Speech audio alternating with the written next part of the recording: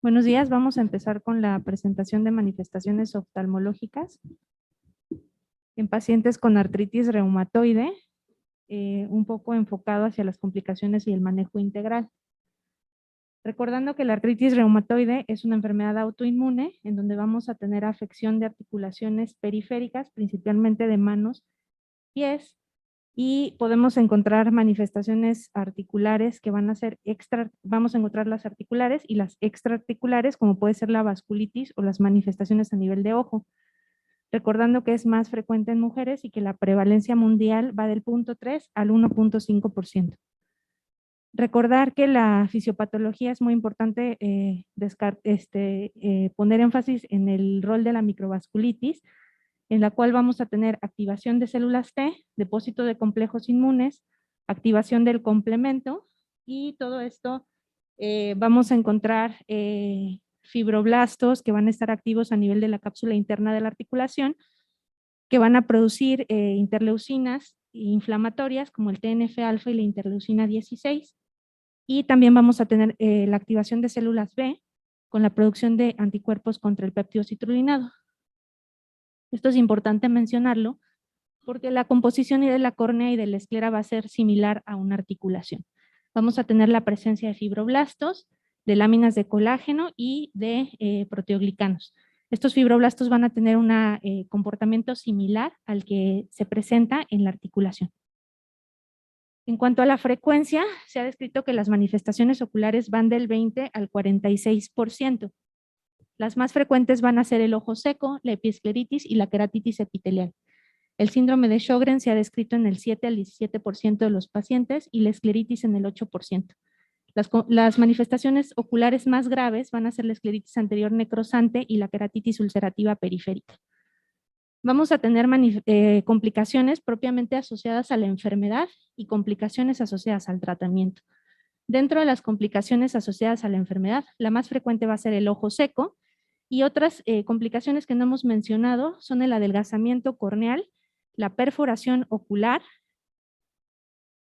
y a nivel de esclera y epiesclera vamos a tener la presencia de epiescleritis como más frecuente y la más grave, la perforación escleral.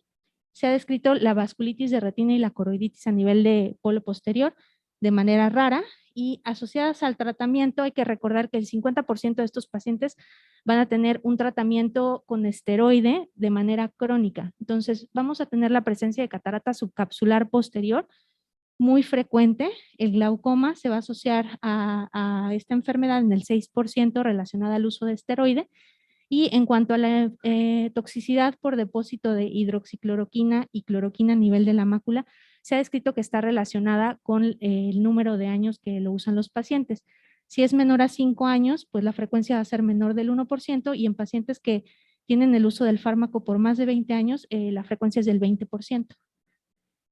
En esta pequeña revisión nos vamos a enfocar a la escleritis, el ojo seco y la maculopatía por cloroquina e hidroxicloroquina. El ojo seco se define como la pérdida de homeostasis de la película lagrimal más síntomas oculares.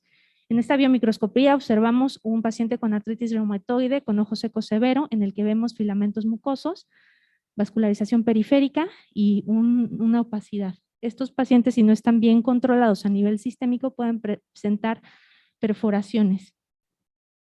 A nivel de la película lagrimal vamos a tener un perfil de citocinas inflamatorio con una disfunción de la película lagrimal por alteraciones en sus componentes, en su osmolaridad y una distribución irregular de la película lagrimal. El síndrome de Sjögren se va a caracterizar por la presencia de autoanticuerpos en las células epiteliales de las glándulas lagrimales. Estos nos van a desencadenar la presencia de citocinas proinflamatorias vía los receptores TOL. Vamos a tener una respuesta de tipo células T, TH1 y TH17, con aumento de las citocinas proinflamatorias, activación de las células plasmáticas y producción de autoanticuerpos. Todo esto nos lleva al daño tisular, a la apoptosis y a la pérdida de función de la glándula, con un tipo de ojo seco hiposecretor. Entonces, cuando vemos estos pacientes, es muy importante realizar un interrogatorio adecuado y una exploración adecuada. realizando nuestros cuestionarios para triage de síntomas y conocer la frecuencia de los mismos, analizar los factores de riesgo de ojo seco, como lo son muchos de los fármacos que toman, y realizar nuestras pruebas diagnósticas. Dentro de nuestras pruebas diagnósticas, las más frecuentes van a ser las tinciones. Esta se trata de una tinción con fluoresceína, que es una tinción no vital que no distingue entre células vivas o células muertas, y lo que tiñe son las lesiones entre las células intercelulares, el daño intercelular. Entonces aquí vamos a ver una queratitis punteada superficial que vamos a clasificar de acuerdo a la clasificación de Oxford como un daño marcado. Este es un paciente, el mismo paciente con artritis reumatoide, teñido con fluoresceína. Aquí vemos con un filtro azul, y lo que vamos a observar es un menisco lagrimal menor a 1 milímetro que nos habla de un ojo seco hiposecretor, y vamos a tomar el tiempo de ruptura de la película lagrimal, que en este caso es inmediato, y lo normal es que sea de 10 segundos.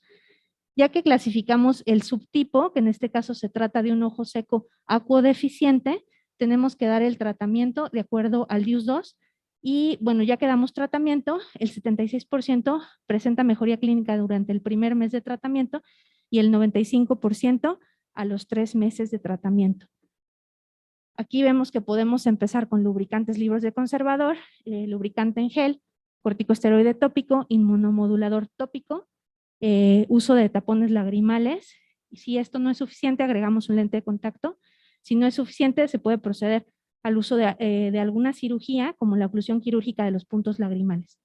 Vamos a continuar con el tema de escleritis. La escleritis va a ser una inflamación del plexo epiescleral profundo. Se ha observado que el 50% se asocia a enfermedad sistémica, de las cuales la más frecuente va a ser la artritis reumatoide. Los pacientes se van a presentar con dolor a los movimientos oculares, ojo rojo severo, y el dolor puede incrementar durante la noche debido a la congestión venosa. Aquí nuevamente tenemos la presencia de autoanticuerpos en los vasos que nos van a desencadenar un perfil de citocinas proinflamatorio con un desequilibrio entre la sobreproducción de proteínas de metaloproteinasa de matriz y una disminución de las metaloproteinasas inhibidoras de las proteasas, y esto lo que va a causar es que se lise la colágena de la esclera y tengamos una necrosis escleral. En una revisión realizada en este instituto, observamos que el 48% pueden tener una enfermedad autoinmune asociada, de los cuales la más frecuente es la artritis reumatoide. Para diferenciar la epiescleritis de la escleritis, lo que vamos a hacer es colocar una gota de fenilefrina al 10%. Si blanquea completamente, se trata de una epiescleritis, y si no blanquea, vamos a hacer el diagnóstico de una escleritis. La epiescleritis se caracteriza por la inflamación del plexo epiescleral superficial, mientras la escleritis vamos a tener afección del plexo epiescleral superficial, el profundo y edema escleral, recordando que la esclera no tiene vasos.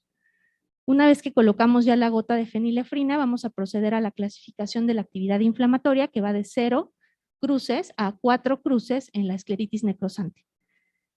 En cuanto a la clasificación de Watson, la vamos a dividir en anterior y posterior. La escleritis anterior se divide en difusa, nodular y necrosante. Las formas difusa y nodular son las que más están descritas en la literatura asociadas a artritis reumatoide. Esta es una forma difusa y una forma nodular. Y en cuanto a la necrosante, se divide en con inflamación y sin inflamación.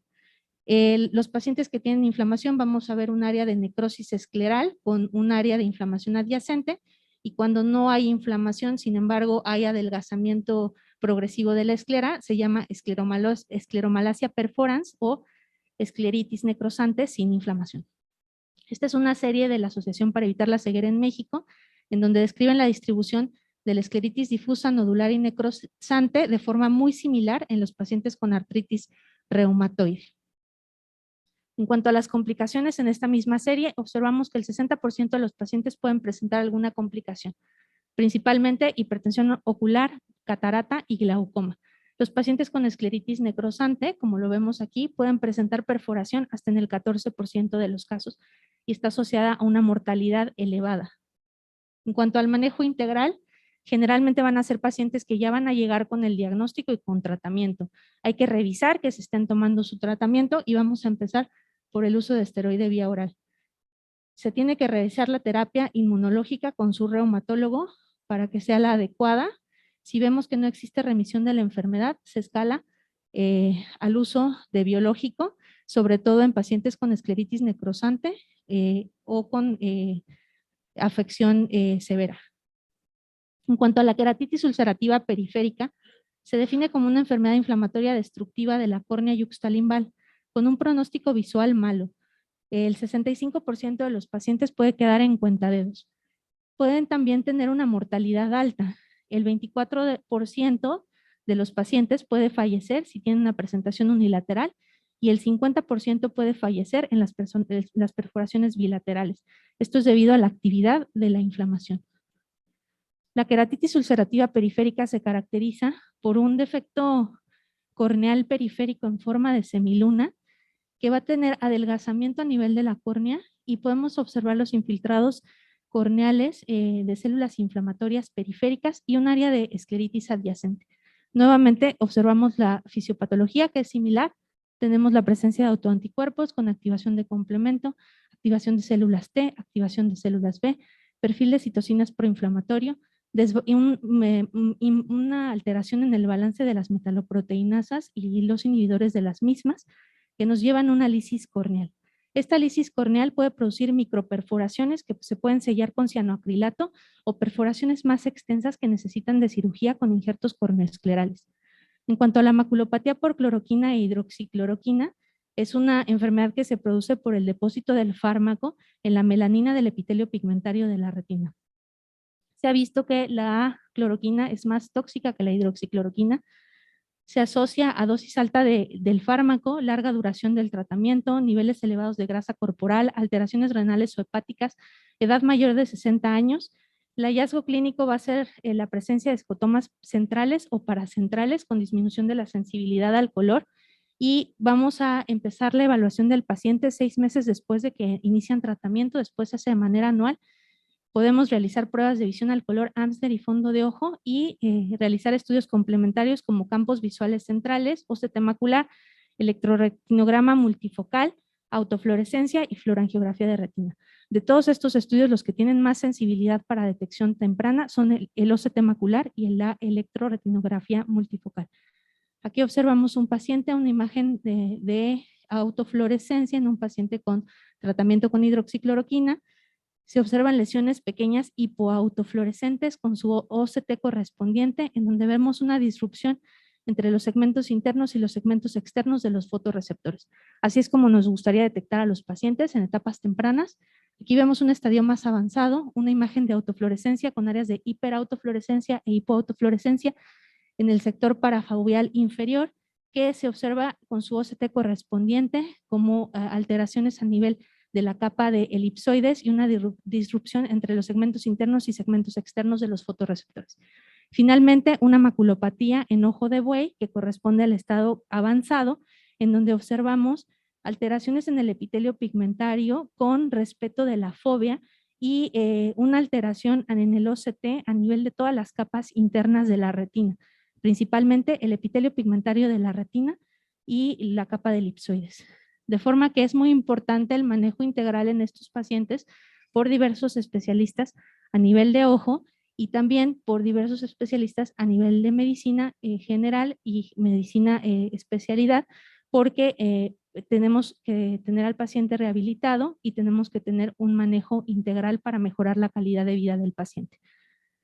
La artritis reumatoide es la enfermedad sistémica más relacionada a enfermedad ocular. La prevalencia va del 20 al 46%. La presencia de enfermedad ocular disminuye la calidad de vida en el paciente con artritis reumatoide. Las manifestaciones oculares más frecuentes son el ojo seco, la epiescleritis y la queratitis epitelial.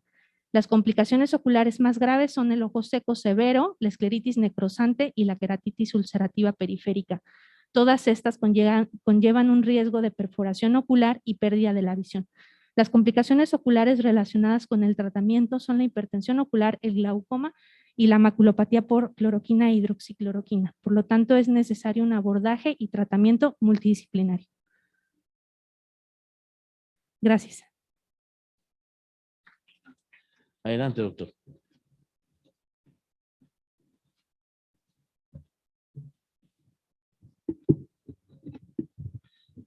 Hola, muy buenos días.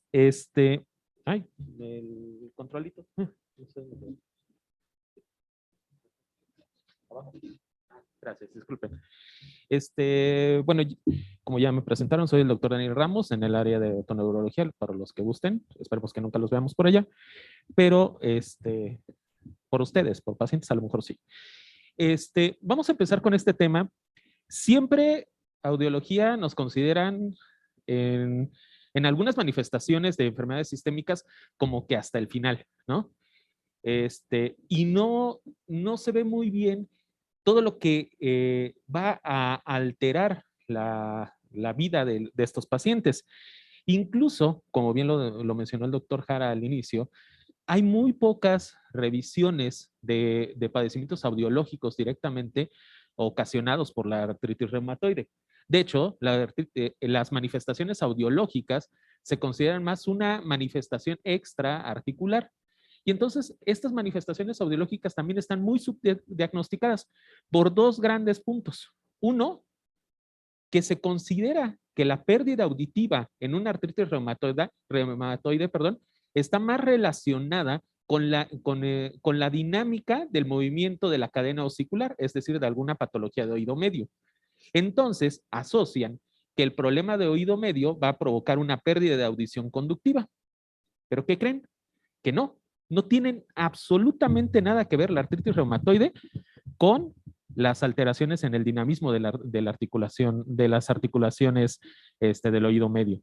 Incluso es bastante subdiagnosticada porque el primer fenómeno que se encuentra en la artritis reumatoide es la hipoacusia sensorial. ¿A qué me refiero con hipoacusia sensorial?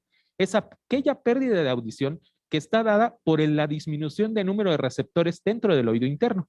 Esta disminución en el número de los receptores del oído interno puede tener distintas causas. Y uno de estos es el ataque directo del sistema de autoanticuerpos al sistema vascular interno, que va a provocar una isquemia muy severa del oído interno. El oído interno está alojado en el hueso temporal, en la porción petrosa del hueso temporal. El hueso temporal tiene una característica muy grande. Su tasa de remodelación es del 2.1% cada 10 años. Es decir, la actividad osteoclástica y osteoblástica ha llegado a un balance que casi no tiene actividad. Si nosotros hiciéramos algún estudio para verificar la actividad celular dentro del hueso temporal en la porción petrosa, es muy poca. Incluso el hueso petroso es muy duro. La fuerza que se tiene que ejercer para romper el hueso petroso está cercano a los 1000 newtons por centímetro cuadrado. Es algo increíblemente duro. Pues ya se imaginarán los trancazos que se tienen que dar para provocar fracturas de estos, ¿no?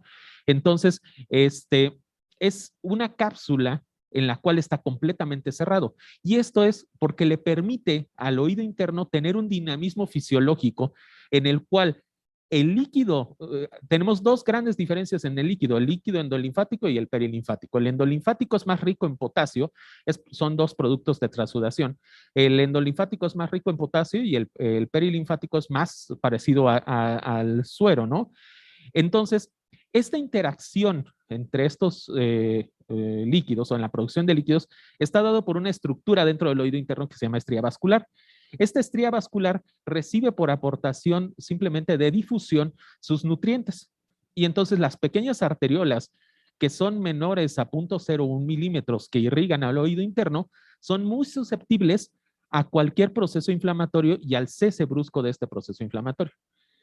El tiempo de isquemia que tienen las células pilosas, que son los receptores del sonido propiamente, es cercano a los 2 minutos. Entonces, después de que se produce un cese brusco de la circulación por cualquier fenómeno, hasta incluso datos de hipertensión arterial, van a provocar una pérdida en el número de células pilosas. Además, las células pilosas, como se llaman, como dice su nombre, tienen pelos. Ajá. Son pelos, son prolongaciones citoplasmáticas. No son cilios, no tienen una estructura, sino más bien son prolongaciones citoplasmáticas. Y estas prolongaciones citoplasmáticas son las que ayudan a amortiguar el sonido. En algún momento se ha hecho estudios en los cuales se saca una celulita, se les pone una estimulación acústica a través de un electrodo y la misma célula empieza a bailar. Estas células toman el sonido, lo reproducen y lo amplifican dependiendo de la circunstancia, el sonido, ubicación de la cóclea, etcétera, etcétera. Esta capacidad de recepción y de producción de sonido se llama emisión. Y esta característica específica de estas células se pierde simplemente con el corte brusco de circulación. Entonces, al tener una menor capacidad de reproducción o de emisión de sonido dentro del oído, también vamos a tener una disminución en la percepción. Y entonces, este daño que se provoca por los autoanticuerpos en los endotelios vasculares nos va a producir una vasculitis inducida que va a producir los microinfartos en los microvasos del oído interno. Como ya les dije, o sea, es una isquemia de 2 minutos ya nos está produciendo un daño irreversible. Entonces, lo que se está suponiendo y lo que se está asociando más a la pérdida de audición es que el sistema inmunológico circundante y sus complejos van a generar autoanticuerpos que van a aumentar la actividad plaquetaria y esto, una hiperreactividad plaquetaria que va a aumentar el riesgo de eventos cardiovasculares o vasculares sobre todo, y lo que va a producir es la isquemia hipoxia de las células pilosas, o, bueno, aquí le puse ciliadas, que van a sufrir un daño extenso. Entonces, lo que va a provocar es una pérdida sensorial. No vamos a tener receptores que detecten el sonido.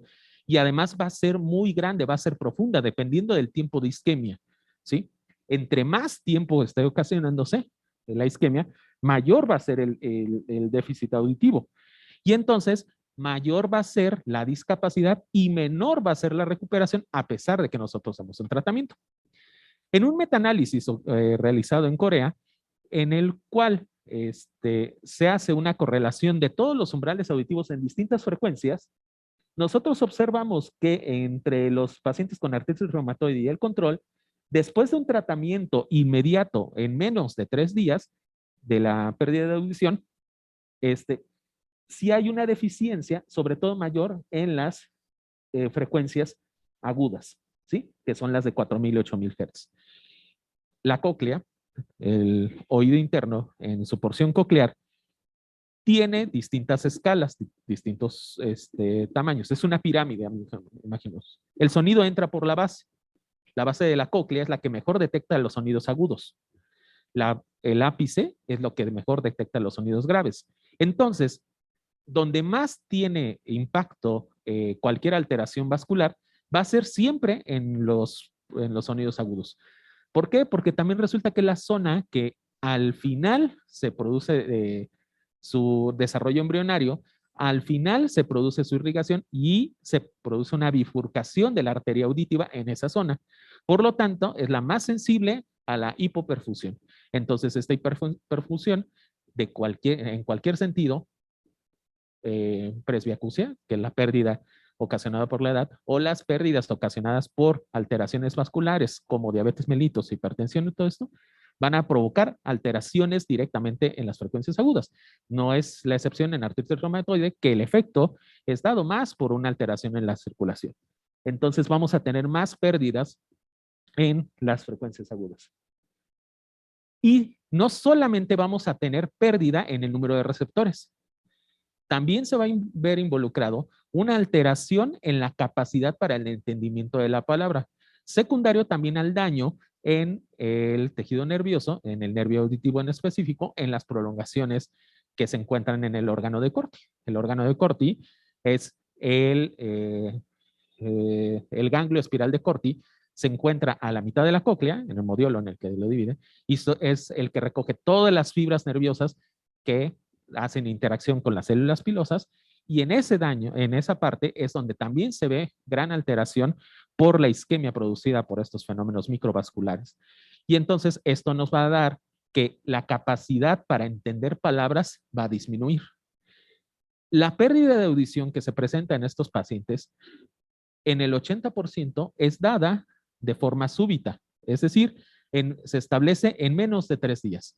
El paciente regularmente por la mañana despierta sin la capacidad de oír, con manifestaciones probablemente de oído tapado, hipoacusia, y En ocasiones, y más o menos el 60%, llegan a presentar mareo e inestabilidad pasajera que se resoluciona dentro de las 12 primeras horas.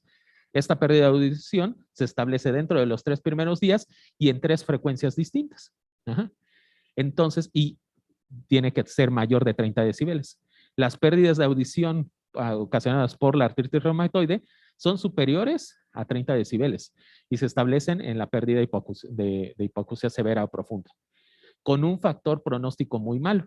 Nosotros regularmente, cuando tenemos un paciente con una hipoacusia súbita, como la que presentan los pacientes con artritis reumatoide, el primer tratamiento o el tratamiento de elección es el dar esteroides sistémicos o terapia intratimpánica, que pueden o no funcionar. Sin embargo, cuando se trata de artritis reumatoide, aunque se haga una instalación rápida del esteroide, es muy poco probable que tenga una resolución para llegar a umbrales auditivos adecuados. Y esto está dado porque disminuye la capacidad para la detección de la palabra, sobre todo, y disminuye la capacidad para la detección de sonidos y disminuye la emisión de los sonidos, que quiere decir que está disminuyendo el número de células que detectan el sonido. Entonces, una hipoacusia súbita ocasionada por artritis reumatoide nos va a provocar una pérdida profunda. Esta pérdida profunda va a ser irreversible a pesar del tratamiento temprano con esteroides y es una causa que siempre tenemos que tomar en cuenta cuando tengamos un paciente con hipoacusia súbita. En conclusiones, la artritis reumatoide es un gran productor de hipoacusias súbitas neurosensoriales severas a profundas que responden muy poco a tratamientos con corticosteroides de cualquier tipo, ya sea sistémico o intratimpánico. Y debemos de tenerlo en consideración a todos nuestros pacientes con artritis reumatoide que en algún momento podrían llegar a presentar una pérdida súbita de audición y es muy poco probable que lleguen a presentar una pérdida crónica. Y si llegan a presentar una pérdida crónica, puede estar más asociado a manifestaciones extraarticulares o extraartritis, como la toxicidad ocasionada por algunos medicamentos, como lo mencionó hace rato la doctora Fuentes, que es la hidroxicloroquina y la cloroquina, que van a producir igual daño crónico a las células pilosas internas. Muchas gracias. Buenos días, gracias. Vamos a hablar un poco de el problema articular en artritis reumatoide.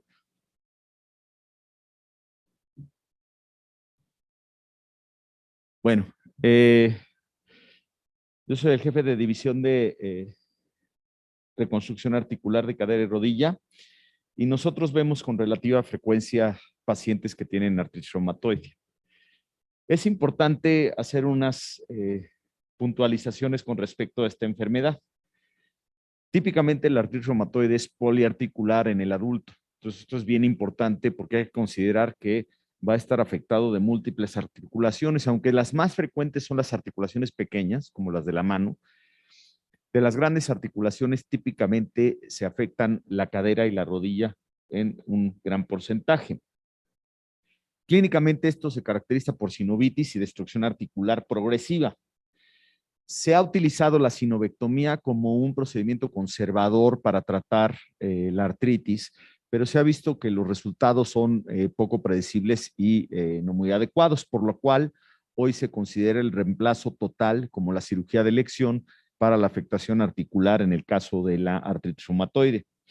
En general, se considera que los pacientes con artritis reumatoide más o menos debutan con una prótesis 10 años más jóvenes que el promedio de los otros pacientes que se operan con prótesis, típicamente la osteoartritis. No se ha identificado exactamente si la expectativa de vida es comparable, por lo cual no podemos decir que un paciente con prótesis que tiene AR la va a usar más tiempo, además de que debemos considerar que está afectado de más lugares. Lo que sí es una realidad es que son pacientes que tienden a ser más jóvenes y esto lo tenemos que considerar para las prótesis. Entonces, revisando algo de la literatura, vamos a ver si hay efectos que produce la enfermedad en el rendimiento y en la duración de las prótesis. Este es un estudio muy interesante del registro danés, tanto de enfermedades reumáticas como de reemplazo articular. Y ahí empezaron ellos con la pregunta de investigación de que si había alguna diferencia en la incidencia de revisión, es decir, de recambio de la prótesis por falla dentro de los 2 primeros años, entre pacientes que tenían artritis y pacientes que tenían osteoartritis. Y también les importaba identificar si los medicamentos modificadores de la enfermedad tenían algún efecto en el rendimiento o en el éxito de las prótesis, esto dentro del primer año. Entonces, ellos identificaron 3,913 pacientes que compararon con 120,500 pacientes que eran de osteoartritis, ambos sometidos a reemplazo articular. Y fue muy interesante que para el riesgo de revisión fue un poquito menor en los pacientes que tenían artritis reumatoide. Prácticamente lo mismo, 0,75. Pero para el riesgo de infección periprotésica era 1,4 más para pacientes con artritis reumatoide, y el riesgo de muerte dentro del primer año también fue más elevado en los pacientes con artritis reumatoide. Entonces, como cirujanos tenemos que considerar que son pacientes que dentro de el primer año de evolución se pueden complicar más, se pueden infectar más o pueden tener problemas que los pueden llevar incluso a la muerte. Dentro de estos, identificaron 345 que tenían o habían utilizado modificadores de la enfermedad. Interesantemente, se descubrió que el uso de modificadores de la enfermedad no influía en el resultado de la prótesis, pero sí disminuía la probable tasa de mortalidad. Es importante considerar esto. En cuanto a el paciente que está tomando medicamentos, ¿qué es lo que vamos a hacer cuando lo vamos a meter o a someter a cirugía? Este es un consenso del año 2017 en el cual el Colegio Americano de Reumatología y la Sociedad Americana de Prótesis de Cadera y Rodilla evaluaron el uso de medicamentos modificadores de la enfermedad e incluso medicamentos biológicos y emiten una serie de recomendaciones para cómo se debe de manejar estos medicamentos en el perioperatorio. Existe esta tabla, aquí les dejo la referencia para que la tomen en cuenta. Idealmente, la decisión de cómo se va a manejar un medicamento para el tratamiento de la de la artritis reumatoide, se debe de hacer en conjunto con el reumatólogo que está manejando al paciente. Esto no es una decisión que va a tomar el cirujano de forma unilateral, tiene que ser un consenso y esta es una guía que recomienda cómo manejar. En cuanto a si estos medicamentos o no tienen alguna influencia en el momento en el que se realiza la prótesis, aquí podemos ver en el registro de artroplastía de Finlandia cómo después de la introducción de los medicamentos, ahí tienen abajo los años, hasta el año 2009, vemos que para el caso de las enfermedades reumáticas, aunque el total de números no es así, pero sí son más frecuentes en artroplastías tanto de hombro y de codo. Relativamente con el número de prótesis que se hacen de cadera y rodilla, el número que se hace por AR es mucho menor al número que se hace por otras causas, principalmente la osteoartritis. Pero aquí pueden ver cómo la frecuencia de los medicamentos, perdón, déjenme ver dónde está esto. Aquí. Este es reemplazo de codo y reemplazo de hombro, cómo baja significativamente a medida que los medicamentos modificadores de la enfermedad y más recientemente los biológicos han sido introducidos en el manejo de los pacientes. Entonces, cuando se establece un adecuado manejo farmacológico de la artritis reumatoide, la frecuencia de reemplazo tanto para codo, hombro, cadera y rodilla baja, y aquí lo podemos cruzar perfectamente bien con el uso de medicamentos modificadores de la enfermedad. Y eso es importante tenerlo en cuenta y también pues una estrecha relación con el reumatólogo para ver que los pacientes estén cubiertos en este sentido. ¿Qué recomendaciones hay en general para hacer una cirugía de reemplazo articular en pacientes con artrosis? con artritis reumatoide. Bueno, este es un artículo de revisión. Vale la pena considerar que no es una revisión sistemática, pero ellos concluyen de esta revisión en la literatura que definitivamente es recomendable el manejo multidisciplinario del paciente. De hecho, es fundamental. Como ya decíamos, hay que ajustar los medicamentos utilizados para la artritis alrededor del periodo operatorio.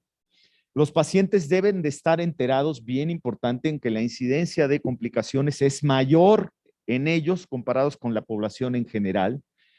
El orden típico en el que se realiza es empezando por la cadera y posteriormente la rodilla, sobre todo si se encuentran en la misma extremidad. Se recomiendan implantes cementados en cadera y rodilla. Esto ya vamos a ver porque nosotros no los usamos en cadera, sí los usamos en rodilla.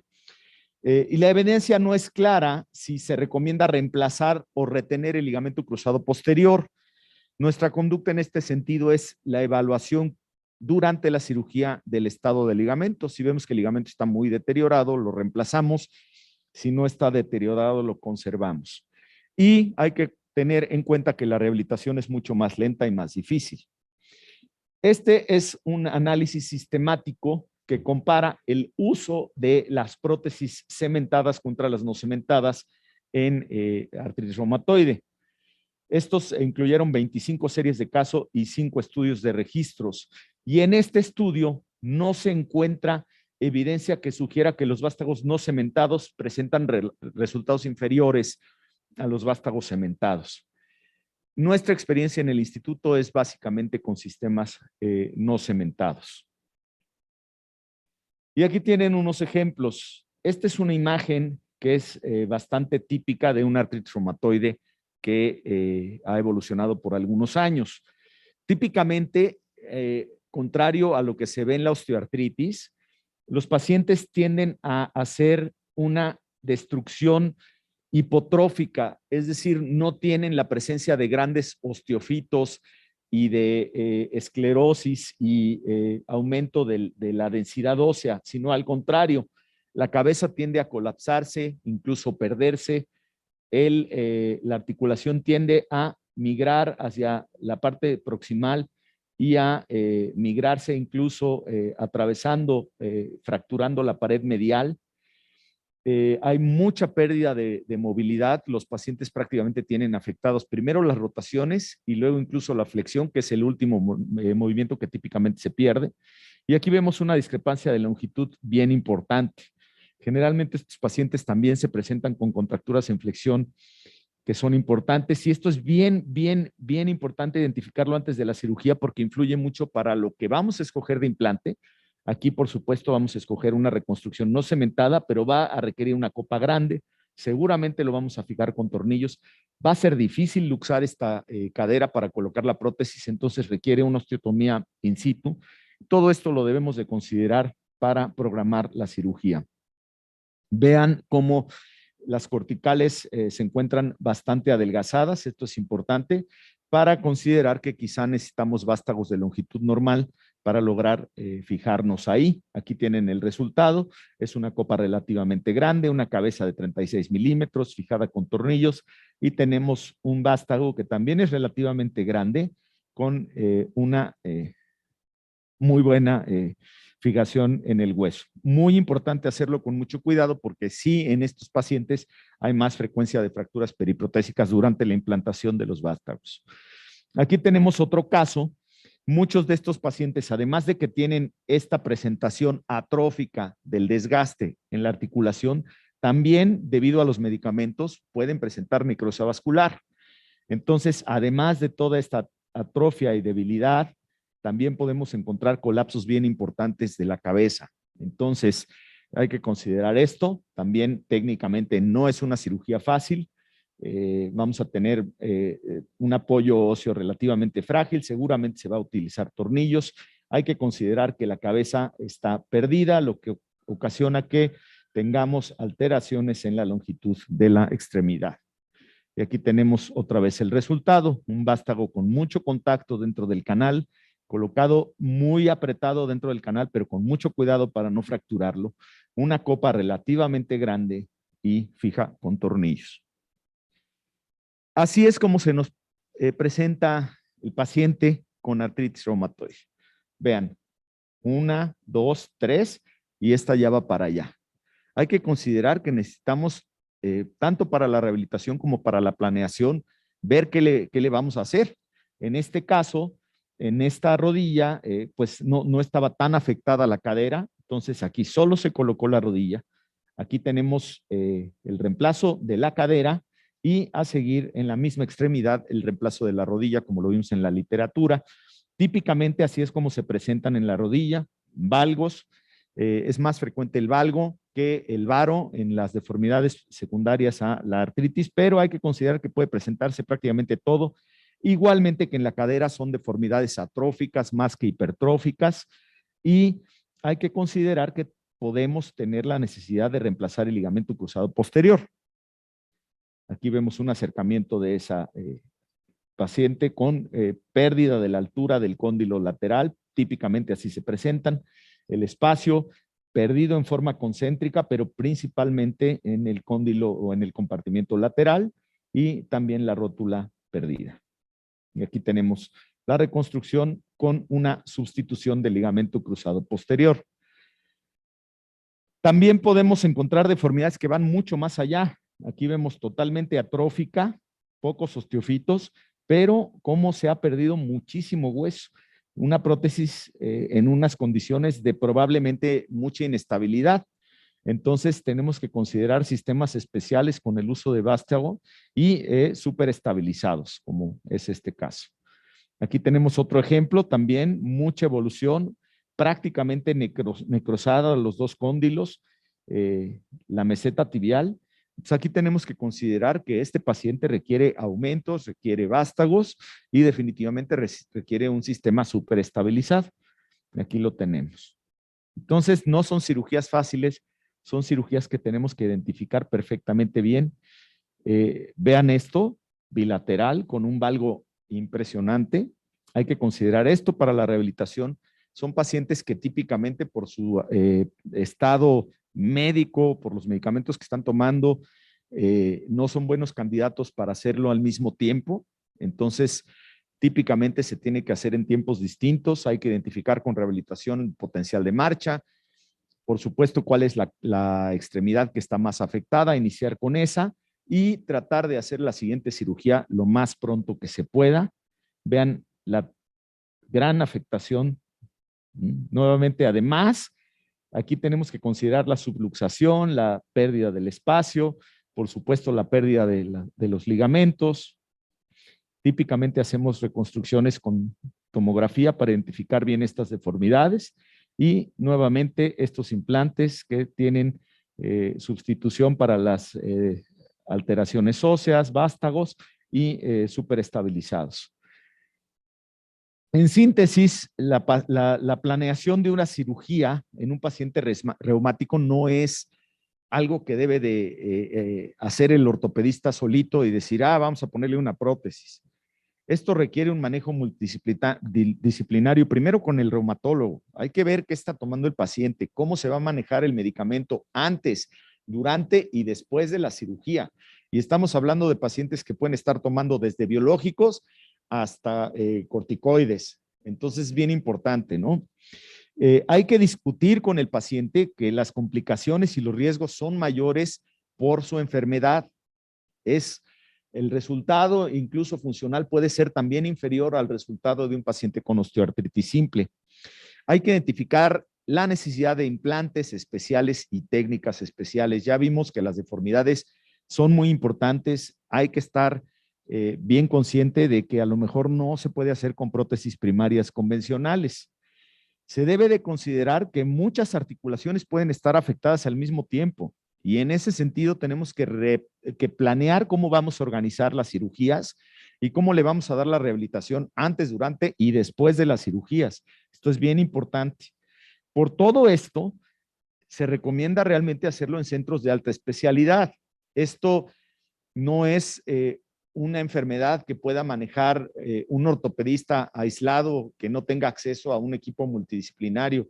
Por lo menos, ya sabemos, necesitamos el rehabilitador, necesitamos el reumatólogo, necesitamos el ortopedista y en muchos otros casos, como ya lo vimos, vamos a necesitar oftalmología, audiología, etcétera. Entonces son casos complejos que requieren de un manejo multidisciplinario. Muchas gracias.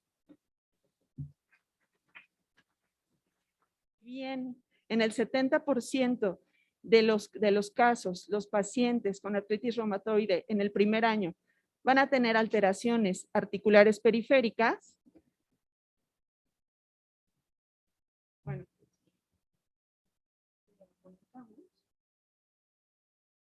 La afección extraarticular no se queda atrás. 40% por lo menos en el curso de la enfermedad va a presentarlas y ya lo vimos hoy con nuestros colegas. Síntomas sistémicos se presentan también de manera muy importante y sobre todo en pacientes mayores de 60 años. Yo voy a trazar algunas diapositivas porque hay algo importante que comentar. Entre el 30 y el 40% de los pacientes durante los primeros 5 años de su diagnóstico van a cursar con incapacidad laboral o la van a solicitar. Estos son datos del Instituto Mexicano de Seguro Social. Casi todos los datos que tenemos al respecto de epidemiología enfocada en la discapacidad, pues los encontramos en los centros de concentración de estas enfermedades. ¿Esto qué implica? Una tasa de incapacidad temporal de 3.76 días al año. Más del 50% de los pacientes aquí en México con artritis reumatoide van a cursar con discapacidad grave a los 10 años de la enfermedad. En términos de gastos monetarios o lo que le cuesta al Estado estas condiciones o en el contexto de una incapacidad laboral permanente, los gastos ascienden a 1.955 millones de pesos. Lo que les comentaba acerca del gasto anual por cuestiones meramente de discapacidad. Y bueno, hablando de las afecciones extraarticulares, en esta revisión también datos del ISSSTE y del IMSS y de la Secretaría de Hacienda nos dicen que las afectaciones cardíacas y pulmonares pueden tener un costo bastante elevado en comparación de algunos otros requerimientos de salud del paciente, como pueden ser las consultas de especialidad, por ejemplo, las hospitalizaciones por cualquier otra comorbilidad, y deben de andar por ahí también los gastos, o si no es que más elevados, en los temas de reemplazo articular. Ahora, la Liga Europea y el Colegio Americano de Reumatología nos recomienda llevar a cabo la estrategia llamada Treat to Target, es decir, tratar para alcanzar una meta. Y en ese sentido, es muy importante que al paciente lo caractericemos desde el punto de vista de calidad de vida, capacidad funcional y bueno, la caracterización clínica ya habitual. Entonces, por ejemplo, si buscamos un poquito el perfil de nuestros pacientes con artritis aquí en México, quiero presentarles algunos estudios, observamos que en cuanto a calidad de vida, valorando con un cuestionario de calidad de vida enfocado a pacientes de artritis reumatoide, que tiene algunas preguntas por el estilo, por ejemplo, si usted solo considera su artritis o su dolor o su salud en su calidad de vida o la repercusión en su calidad de vida, ¿cómo la califica? ¿Cómo califica usted la calidad de vida? Y bueno, el paciente nos puede decir del 1 al 10 qué tanto percibe su calidad de vida con respecto a estas alteraciones. Pues, ¿qué creen? En México, por lo menos en este estudio, que es una muestra aproximadamente de 270 pacientes, la calidad de vida en general es de 7.6, es decir, alta, ¿no? Y de ellas, de este cuestionario, las dimensiones que puntuaron más bajo, principalmente pues son la artritis, la deformidad, la alteración en la movilidad, que es lo que interviene aquí, el dolor y la salud en general.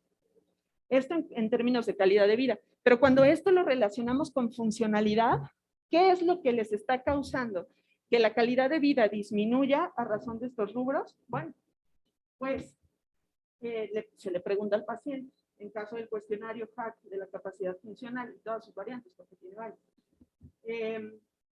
Durante la última semana, usted ha sido capaz de realizar alguna de estas actividades, cortar carne, abrir puertas, caminar fuera de casa, sin dificultad, con poca dificultad, con mucha dificultad, o es incapaz de hacerlo, ¿no? Y se hace el cuestionario.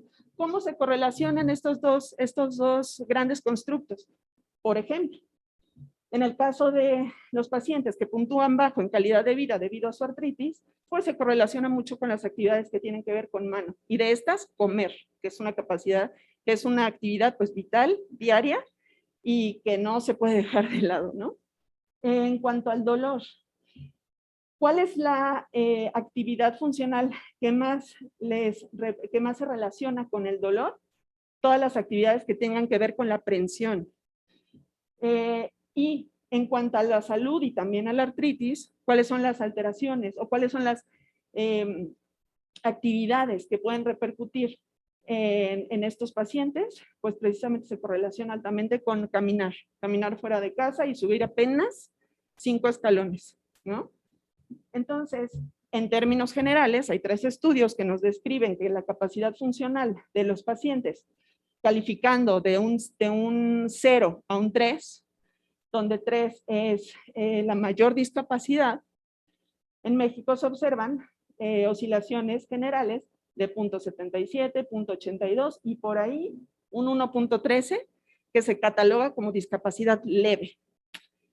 Pero entonces, si hace rato yo les acabo de decir que el 50% de los pacientes cursan con discapacidad grave a los 10 años de la enfermedad, ¿dónde están? ¿Dónde están esos estudios? Bueno, hay otro estudio que evalúa la calidad de vida con otro cuestionario, el Eurocol, de 5 dimensiones, donde ahí sí nos habla de eso, de justo esos pacientes que están caracterizados con discapacidad grave.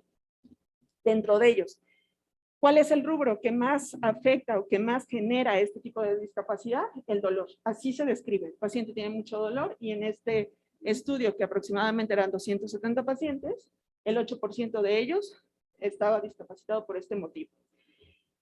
Seguido de ansiedad y depresión en el 5% de ellos. Y todas las demás actividades, incapacidad, ya no decimos dificultad leve ni moderada, no, incapacidad para caminar, un estatus de encamamiento, incapacidad para vestirse y ducharse solo, incapacidad para realizar actividades cotidianas de un 2 a un 3%. Bueno, ahí están los pacientes que seguramente nosotros, como centros de alta especialidad, vamos a estar atendiendo.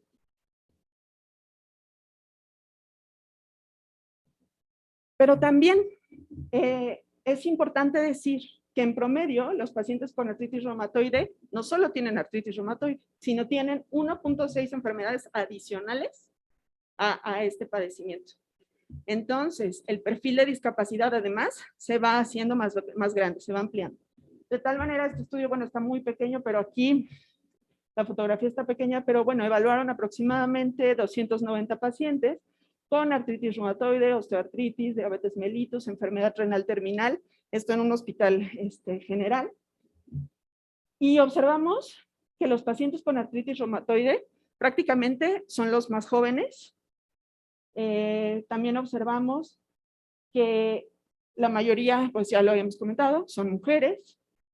Un dato curioso, prácticamente todos los pacientes en estas enfermedades puntuaron para un cuestionario de Beck con depresión leve y la calidad de vida se vio afectada de manera muy importante en los cuestionarios del SF36, que también es un cuestionario que todos estamos familiarizados, y fue la segunda causa de disminución, o esta enfermedad fue la segunda causa de disminución de la calidad de vida, solamente antecedida por la osteoartritis, que también es esta columna de pacientes.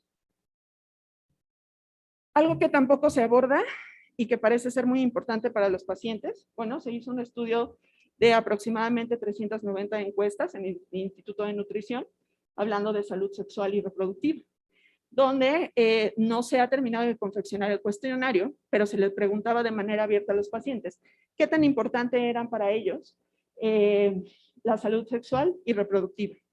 En este caso, catalogaron como muy importante este rubro, donde la satisfacción era menor en mujeres. También esto tiene que ver con que la población fue predominantemente mujeres. Donde pocos tenían acceso a la información de cómo poder desarrollar la actividad sexual y reproductiva en un contexto de artritis. Y donde la comunicación con el personal médico pues era rara o nunca se llevaba a cabo. Entonces, un rubro también muy importante a tomar en cuenta en el contexto de artritis reumatoide. Y no podemos dejar de hablar de cómo les fue o qué sucedió en el contexto de una pandemia y particularmente en el Instituto de Nutrición en el contexto de la reconversión. Pues estudió el impacto clínico de la interrupción de la atención en estos pacientes, donde se estudiaron 334 pacientes por teleconsulta, con una mediana de la presentación de la enfermedad ya de 10 años, o sea, una mediana de 10 años. ¿Y qué encontraron? Hubo deterioro clínico en el 23.8% de ellos. ¿Cómo catalogaron ellos el deterioro clínico? Hubo empeoramiento de los síntomas y signos y marcadores serológicos preexistentes o la presencia de cada uno de ellos de reciente aparición. Todas las dimensiones en la calidad de vida se vieron afectadas, principalmente las psicoemocionales. Vemos los datos sociodemográficos de impacto para esta alteración de la calidad de vida, entre ellos pues un impacto económico negativo por la pandemia de COVID, el tener un trabajo y no poderlo desempeñar. Y en cuanto a las alteraciones en el ámbito médico, pues la percepción del paciente de la capacidad funcional, el dolor y el estado de la enfermedad global puntuado por el cuestionario RAPID-3 y la mayor probabilidad de tener que utilizar esteroides fue lo que se observó como desencadenante de esta interrupción en la atención médica. Entonces, el grupo de trabajo OMERACT, que es el grupo de trabajo que nos ayuda a identificar, validar y estandarizar las pruebas clínicas para pacientes con artritis reumatoide, pues nos recomienda de entrada, en cualquier contexto multidisciplinario, tener la clase funcional del paciente, realizar un conteo articular, que en eso los reumatólogos son muy, muy acuciosos y específicos, realizar la evaluación de la actividad de la enfermedad, realizar la evaluación del dolor. Esto es súper importante. Tomar en cuenta los resultados reportados por el paciente. Entonces ya hay cuestionarios autorrealizados donde el paciente nos informa cuál es la progresión, el conteo articular que se verifica por supuesto en la consulta y ha sido de gran ayuda para tener oportunidad de seguir el tratamiento dirigido a metas. Por supuesto, los estudios de imagen, la calidad de vida, que ya hablamos que es primordial, y bueno, sabemos que hay muchas más escalas que a lo mejor no están recomendadas por la OMERACT, pero que como médicos en rehabilitación podemos establecer para determinar la capacidad funcional de manera cuantitativa y semicuantitativa, y con esto poder dar más evidencia de tratamiento, no solo al paciente, sino a la comunidad científica, pues debemos de realizar. En general, si ustedes empiezan a buscar algunos artículos que traten acerca del abordaje del paciente con artritis reumatoide, seguro van a encontrar estos índices que contienen más de una evaluación. Entre ellas, sí, el conteo articular, el dolor, la caracterización del dolor y la enfermedad global, el estado de la enfermedad global y algunos de ellos, la actividad de la enfermedad. Entonces, los más importantes y instrumentos que ustedes deben de conocer sería principalmente el DAS28, el CDAI también y el RAPID-3. Los tres, recuerden que estudian más de una condición clínica en nuestro paciente. Importante también, hay muchas calculadoras gratuitas auspiciadas por los laboratorios y por las aplicaciones en los que podemos sacar el cálculo muy, muy, muy rápido. Y si se dan cuenta, es súper evaluar en clínica. 5 a 8 minutos, más o menos, por aquí menos de 2 minutos, para poder establecer estos índices y poderlos acotar en nuestro expediente clínico, ¿no? Ya dijimos que los pacientes tienen 1.6 comorbilidades, además de la artritis reumatoide per se. Entonces, índices de comorbilidad como el RDSI nos habla de predicción de discapacidad y de mortalidad. Hay que aplicarlo. Es muy importante también. Ya, entonces comentamos pues que son varias los escalas o cuestionarios que nosotros podemos identificar y realizar para la capacidad funcional, calidad de vida, pero también hay otras cuestiones alternativas donde pueden modificar el curso de la enfermedad, como la fatiga, ya hablamos de la depresión, la percepción de discapacidad y la capacidad funcional en aspectos muy determinados que tienen que ver con la enfermedad extraarticular. Y de manera muy rápida recordar que artritis reumatoide no solamente es actividad periférica, sino ya hemos comentado compresiones nerviosas, alteraciones musculoesqueléticas extraarticulares como la sarcopenia, bueno, osteopenia, sinovitis asociada a la debilidad, neurológicas como la mielopatía, porque no todas son articulaciones periféricas sino axiales, la fibrosis pulmonar intersticial, las dermatosis que en algún momento nos pueden contraindicar la aplicación de modalidades terapéuticas, medios físicos, el perfil cardiovascular también está alterado y modificado en pacientes con artritis reumatoide, y las que ya nos habían comentado, oftalmológicas. Y bueno, en estas últimas diapositivas de tratamiento, lo único que quiero dejarles es una compilación de revisiones sistemáticas donde observamos el mayor impacto de la acción de estas recomendaciones para poder desarrollar la estrategia Target to Treat. Valiosa la educación al paciente, sobre todo para la percepción del dolor y disminución de la fatiga. Todas las preferencias están en este recuadro de recomendación. La protección articular y la higiene articular para prevención de la limitación en la movilidad y mejoría en la fuerza, también es la que tiene mejor evidencia. El uso de las órtesis, principalmente para mano, en pie no se ha observado un resultado contundente. Los dispositivos de asistencia, que hay muy poca evidencia publicada acerca de ellos, pero son tantos que quizá el hecho de que no sean heterogéneos ha limitado el poder hacer publicaciones de estas características. Por excelencia, la crioterapia, por su mecanismo de acción ya plenamente descrito a nivel articular, y de la termoterapia, la parafina, es el que tiene mejor evidencia para tratamiento del dolor e incremento de la movilidad.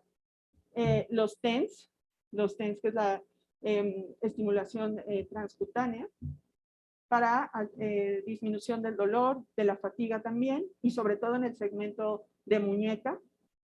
El ultrasonido en segmentos más grandes, para modificar un poquito la elasticidad y la configuración del colágeno.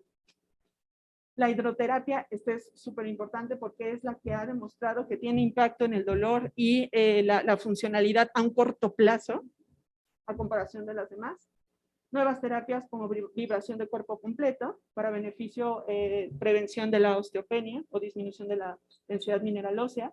El ejercicio aeróbico, ya plenamente descrito en muchos otros artículos. Y al inicio al abrir la sesión, el doctor comentaba, porque no tenemos un tratamiento que nos pueda ayudar a prevenir esta enfermedad.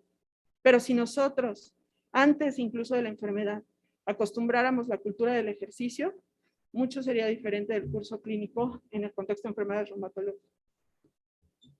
No solo ejercicio aeróbico, sino fortalecimiento, como se explica aquí en esta prescripción. Y los ejercicios pues son seguros, otorgan beneficio tanto en artritis temprana como en artritis establecida. Claro, esto se puede modificar de acuerdo a las alteraciones articulares y deformidades que padece el paciente. Tiene un impacto positivo sobre la fatiga a las 12 semanas de tratamiento. Mejora el perfil cardiovascular, microvascular y macrovascular también.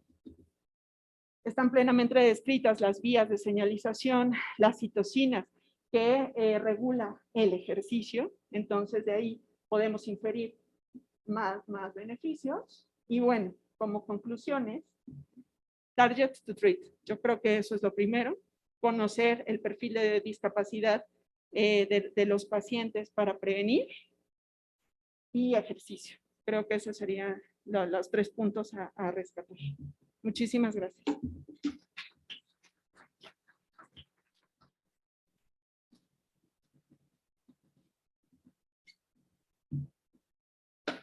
Pues muchísimas gracias a los ponentes por sus excelentes presentaciones. Les los invito a tomar asiento, por favor, para pasar a la sección de preguntas y comentarios. El auditorio tiene la palabra. Nos van a pasar un micrófono para que podamos responder.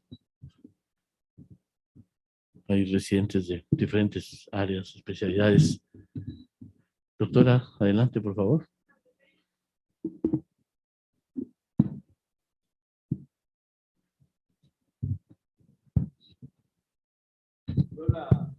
La verdad es que no considero una edad mínima. O sea, yo en realidad lo que hago es una evaluación funcional del paciente y cuando llegan a vernos con la idea de que se tienen que esperar hasta que cumplan 40 o 50 años y se trata de un paciente de 25, 30, siempre le digo, ¿usted se aguantaría 30 años con ese dolor para que después de que cumpla 60 la pueda operar? Y la gran mayoría de las veces me dicen, no, ya opéreme. Entonces, en realidad, esta es una situación de calidad de vida. Estas son cirugías de calidad de vida. Entonces, tenemos implantes que ahora por lo menos nos garantizan una función de 20 a 25 años. Los usamos y les hacemos la cirugía cuando ellos se ven afectados. Ya habló la doctora de todas estas mediciones de calidad de vida y todas estas escalas. Es lo importante, ¿no? No es tanto la edad, sino en qué momento está afectado. De nada. Joven que ha operado. Paciente más joven, 18. Gracias, doctor. ¿Algún comentario? ¿Alguna pregunta? Para ustedes dos sobre lo mismo. ¿Cuándo no estaría indicado una prótesis articular? Reumatoide.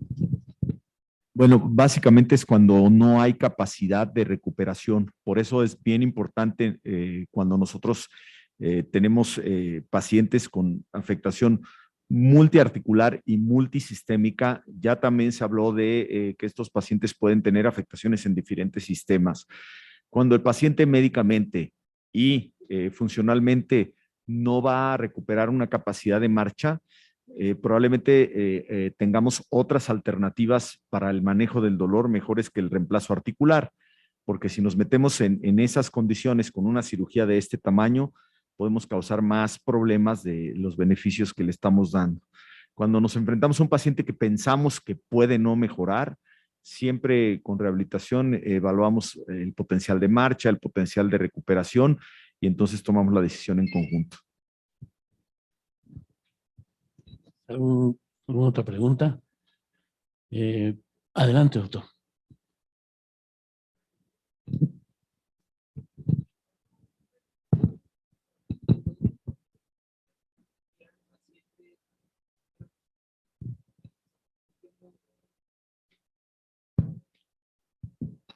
Pues mira, lo ideal y las guías clínicas ahora te dicen que el paciente se trate justo en el contexto de una clínica de rehabilitación, donde de reumatología, donde el paciente llega.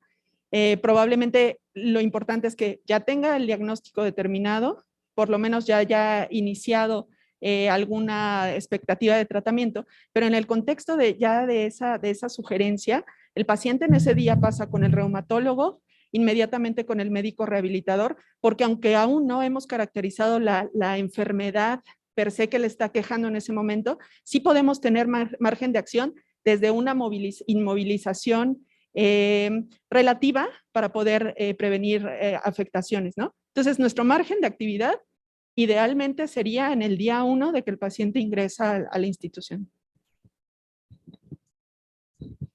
Muchas gracias. Sobre lo mismo, doctora, obviamente, como reumatólogos, reconocemos que la actividad física es proinflamatoria y el reposo es antiinflamatorio. sería viable, obviamente, iniciar la rehabilitación física cuando se obtiene la remisión del paciente, o con qué empezamos si es que está activo todavía o en proceso de... Durante la actividad se ha observado que el ejercicio que no conlleva peso, de movilización, a tolerancia, la directriz va a ser principalmente el dolor, se pudiera llevar a cabo ya cuando se han ajustado los parámetros terapéuticos. Eso es importante. Digamos que en un momento álgido, activo y agudo, la inmovilización es primordial. Ahora, el efecto proinflamatorio del ejercicio pues es transitorio verdaderamente. Lo que hay que ver es los efectos a mediano y largo plazo, donde ya se ha visto que hay diferente inhibición de las vías que pueden generar la cascada proinflamatoria, y el paciente se va a beneficiar, y como presenté en la última diapositiva, ni tiene modificación en modificaciones radiográficas per se el hecho de poder prescribir este ejercicio. Y no es que el ejercicio per se vaya a activar nuevamente la enfermedad si todos los otros parámetros, en este caso farmacológicos, están adecuadamente controlados. Doctora, ¿alguna pregunta? Adelante, doctor.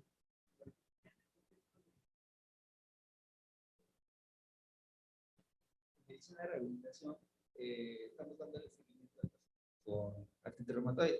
Entonces, ¿cómo le podemos dar el seguimiento en cuanto a los parámetros objetivos, como por ejemplo potencia reactiva, globular? Estos elementos nos van a guiar y nos van a marcar cómo está la activación de la enfermedad. Pero, ¿cuándo decidir? Híjole, se tiene que suspender para ahorita no sé, ejercicio de fortalecimiento o la movilización como tal, y empezar a dar el reposo. Adelante. Yo creo que ahí hay dos directrices súper importantes.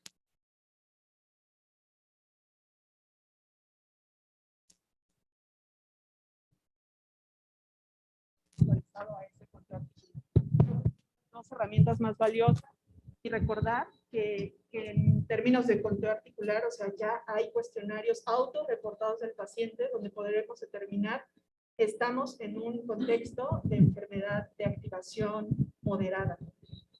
Y bien importante, hay que recordar que la enfermedad activa tiene peores resultados para todo que una artritis bien controlada. Y eso es siempre. Entonces, muy importante que se tenga en cuenta que el paciente tiene que estar medicado. Ya se ha visto que los modificadores de la enfermedad, los antiinflamatorios, son efectivos para retrasar las complicaciones de la enfermedad. Gracias, gracias, doctor.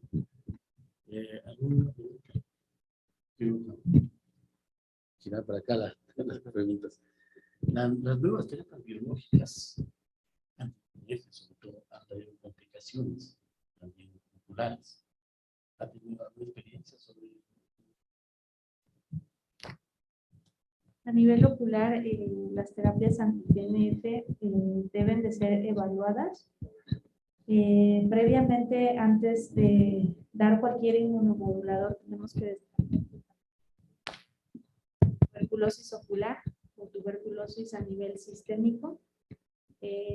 Entonces siempre, bueno, en uveitis siempre descartamos que no tengamos tuberculosis ni sífilis, porque son enfermedades que pueden enmascarar y pueden, al reducirse la inmunidad, producir complicaciones como la perforación y la pérdida ocular. Entonces sí puede complicarse el paciente si no evaluamos previamente que el paciente sea candidato para una terapia biológica. Claro. Con anti-TNF se ha descrito algunos casos de uveitis asociados a la terapia. Pero ha sido motivo de controversia esto en el área oftalmológica. Unos opinan que sí, otros que no hay relación. En mi experiencia anecdótica, sí encontré una relación directa entre el desarrollo de uveitis en pacientes que están en remisión incluso del reumatoide. Se retira el medicamento, mejora la uveitis y después se reinstala otro medicamento. ¿Alguna experiencia al Yo no he respecto? tenido experiencia en que les dé haciendo un cuadro de uveitis anterior activa, no. Más bien pacientes que pueden tener tuberculosis y el diagnóstico se puede hacer histopatológicamente tomando una muestra. Claro. Y bueno, es como se hace el diagnóstico en estos pacientes en ocasiones. De acuerdo. En relación con la afección acústica, se considera hay un término de hipoacusia autoinmune o pérdida súbita de la audición. Y lo han mencionado como algo parecido a la sordera por COVID, por el estado hiperinflamatorio, y que eso podría verse también en pacientes con, y se ha escrito en pacientes con enfermedad de Still del adulto, que es una artritis reumatoide, pues, muy que se te ofrezca, pues, aparatosa, digamos, ¿no? ¿Ha tenido alguna pero experiencia? no voy a Sí he tenido solamente un paciente en este tiempo que he estado de especialista, pero estuvo más asociada a una enfermedad autoinmune en general. De hecho, las enfermedades autoinmunes de oído se comportan más en el trastorno en la estría vascular, es decir, en la producción y en el recambio de líquido dentro del oído. Entonces, se altera la producción y recambio de líquido del oído y se produce algo que nosotros llamamos hidróxido linfático. Es un aumento del líquido linfático que produce sintomatología, y esta sintomatología se parece mucho a la enfermedad de Meniere. Está inmunomediada, y cuando se ha tratado la inmunomediación o lo que está produciendo la inmunomediación, se resuelven mucho de los síntomas. Pero a largo plazo, que esto estamos diciendo a partir de los 5 años, ya la pérdida auditiva se establece en un terreno, ya no hay variación en la audición. El daño ya está hecho de las células y ya no hay una reversibilidad de la misma enfermedad. Claro. Es al inicio. Las terapias específicas, pues sí son buenas, pero en algún momento vamos a llegar a tener una pérdida de audición. Si ya tuvo un antecedente de una pérdida de audición, de una afección audiológica, va a tener en algún momento de la vida, va a tener. Claro. Y regularmente, pues ya hay que, en ese momento nosotros intervenimos con prótesis auditivas, y lo único que hacemos es cambiar la prótesis, o cambiar la intensidad de la prótesis, y con eso ya mejora mucho. Un paciente con artritis reumatoide, una paciente llega, la conozco hace bastante tiempo, y me llega y de pronto que ha perdido la audición súbitamente. Recomiendo a usted darle de inmediato esteroides y derivarlo con ustedes. Sí. De inmediato. De inmediato. 1 miligramo por kilo. Sí. 1 miligramo por kilo. O inyectable. La descompensación de la artritis reumatoide. Habitualmente están bien de artritis reumatoide, pero perdió súbitamente la audición. Sí, hay que analizar también por qué pudo haber sido la pérdida de audición. O sea, claro. Puede ser independientemente de la artritis reumatoide, puede ser una infección viral, que esté atacando directamente una reactivación de un virus del sarampión, parotiditis, o incluso también una reactivación de citomegalovirus, que puede ocasionar esta pérdida, y esas sí son más reversibles. Y de rubiola incluso. Sí, todas las relacionadas con rubiola, parotiditis, sarampión y citomegalovirus son las que más pueden estar relacionando con una hipoacusia súbita. Entonces, si damos tratamiento inmediato, dentro de los 10 primeros días tenemos 14.4 más probabilidades de recuperar funcionalmente la audición. Esta recuperación es algo específico, pero si lo hacemos... Hay que entrar rápidamente. Sí, se describe esto con afección de otros pares craneales también. ¿Lo ha visto usted? No tan frecuentemente. Está más asociado a lo vestibular, o sea, al sistema del equilibrio. Ahí sí está más asociado, pero a otras afecciones de pares craneales a lo mejor podría estar relacionado con un poco de parálisis facial. Sí. Con neuralgias del trigémino. Y en una ocasión me encontré con alteraciones en pares más bajos, pero eso fue más ocasionado por una vasculitis de la arteria cerebral posterior inferior, que ocasionó un síndrome de Wallenberg, pero eso fue algo más vascular en específico, pero no propiamente la misma teología de la. Muy bien, pues me hacen la señal de que ya es el momento Por finalizar esta reunión, la doctora va a hacer entrega de unos reconocimientos a ustedes. Les agradezco mucho su participación, de verdad, es muy, muy valioso todo para todos nosotros. Vamos a entregar los reconocimientos y los pedimos con un caluroso aplauso a nuestros ponentes.